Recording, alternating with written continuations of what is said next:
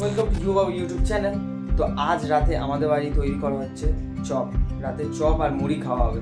তো চলো দেরি না করে দেখিয়ে দিই মা কীভাবে চপটা করছে। আর এই যে সবার প্রথমে একটা বড় বাটিতে বেসনটা ভালোভাবে ফেটে নেওয়া হচ্ছে। বেসনটা ফেটে নেওয়ার পর এই যে এখানে আছে সিদ্ধ আলু, নুন ও লঙ্কা। বেসনটা ভালোভাবে ফেটে নেওয়ার পরে নুন, লঙ্কা ও আলুটা ভালোভাবে মাখিয়ে নিতে হবে। মাখিয়ে নেওয়ার পরে আর এই যে এইদিকে কড়ায় তেলটা গরম হতে দিয়ে দিয়েছে। তারপর আলুগুলো বেসনে ডুবিয়ে গরম কড়াইয়ের যে তেল আছে তার ওপরে ছেড়ে দিলেই আপনার চপ ফুলে রেডি হয়ে যাবে।